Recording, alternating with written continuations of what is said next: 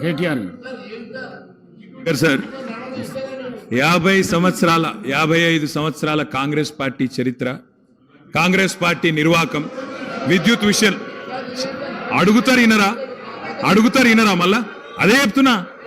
అధ్యక్ష నేను చెప్తలేను, వైట్ పేపర్లో ఇలా చాలా గొప్పగా ఈ ప్రభుత్వమే స్పష్టంగా చెప్పింది అధ్యక్ష. ఏం చెప్పింది అధ్యక్ష?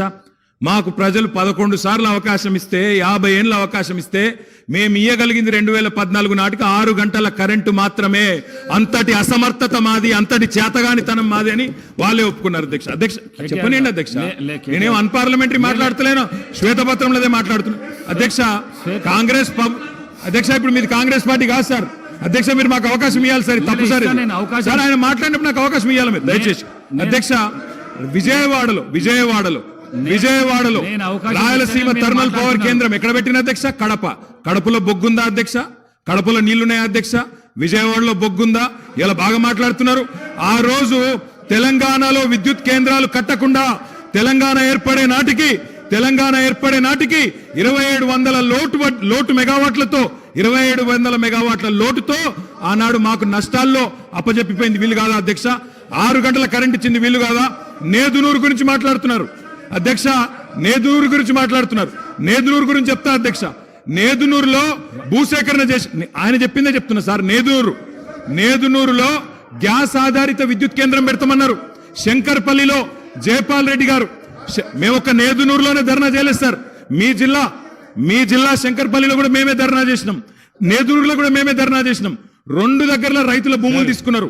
గ్యాస్ సార్ ఇప్పుడు వైట్ పేపర్ మీద చర్చ జరుగుతుంది అధ్యక్ష. సార్ మా గౌరవ సహచర మంత్రి గారు నేదునూరు గురించి అడిగారు. మళ్ళా రాజకీయంగా చర్చ మొదలుపెట్టే ప్రయత్నం చేస్తా ఉన్నారు గౌరవనీయులు. మేము అడుగుతా ఉన్నాము, ఎవరైతే సిపిఐ సభ్యులు వారి చర్చ ఇంకా జరిగేది ఉందో చెప్పండి. తర్వాత వారి పూర్తి స్థాయిలో క్లారిఫికేషన్లో అడగమనండి సార్. తప్పకుండా పూర్తి స్థాయిలో వారు జవాబు చెప్తారు పవర్ మంత్రి గారు. దయచేసి మరి ఆ చర్చను కొనసాగించే విధంగా సిపిఐ గౌరవ శాసనసభ్యులకు అవకాశం అనుకుంటారు. సార్ జైపూర్ ఫౌండేషన్ వేసారు. నా పిండ ప్రదానం చేశారు ఒక సభ్యుని ఆవేదన చెప్పుకుంటాడు. కడప కర్నూలు గురించి మాట్లాడతారు అధ్యక్ష. నా జిల్లాలో ఎందుకు చేయలే? పిండ ప్రదానం చేశారు కదా అని అడుగుతాను అధ్యక్ష. ఇవాళ ఎందుకు మీరు ఆ ప్రాజెక్టు చేపట్టలేని అడుగుతా, దానికి ఎందుకు సార్? మంత్రి గారు అడిగిన ప్రశ్నకు జవాబే ఇవ్వండి మీరు దయచేసి. ఇలా బాధ ఎక్కడ అనిపిస్తుంది సార్ అంటే, సరే మంత్రులకు ఆవేశం రావచ్చు, పాపం వారికి ఏదో గతంలో ఏదో అవమానం జరిగిందని బాధపడుతుండొచ్చు. కానీ మరి స్వయంగా ఈ ముఖ్యమంత్రి గారే మా నాయకుడు కేసీఆర్ గారి పిండం పెడతా అని చెప్పి మాట్లాడిన నాయకుడు. సరిగ్గా దాని గురించి నేను పోను, కానీ దాని లోపలికి నేను పోను. కానీ అధ్యక్ష వారికి తెలవాలా, మంత్రి వారికి తెలవాలా. ముఖ్యంగా శ్వేతపత్రం ప్రచురించింది ప్రభుత్వం, అన్ని సమగ్రమైన సమాచారంతో అవగాహనతో రావాలి.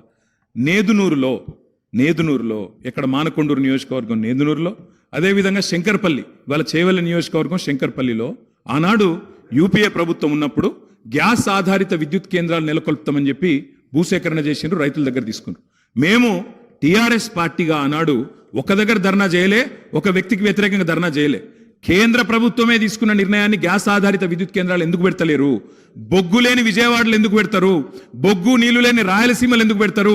మా కాడ ఎందుకు పెట్టరు అని ఆనాడు తెలంగాణ ప్రయోజనాల కోసం తప్పకుండా తెలంగాణ బిడ్డలుగా తెలంగాణ రాష్ట్రాన్ని సాధించిన పార్టీగా గట్టి కొట్లాడినాం. అధ్యక్ష నేను ఒకటే అడుగుతా ఉన్నా, గౌరవ మంత్రి గారికి అవగాహన ఉండాలా. ఈ దేశంలో ఎక్కడన్నా గ్యాస్ ఆధారిత విద్యుత్ కేంద్రం సఫలమైందా? నేదునూరులో గ్యాస్ అలొకేషన్ అయ్యిందా? ఏదో అక్కడ హాట్ స్పాట్స్ గా భూములు తెచ్చిండ్రు, ఏదో క్లియరెన్స్ అన్నారు, పారేసిపోయిండ్రు తప్ప ఆనాడు యూపీఏలో జయపాల్ రెడ్డి గారు స్వయంగా పెట్రోలియం శాఖ మంత్రిగా ఉండే గ్యాస్ అలొకేషన్ చేయలే. గ్యాస్ అలొకేషన్ చేయలేదు కాబట్టే ఆ 2 ప్రాజెక్టులు టేకాఫ్ కాలేదు.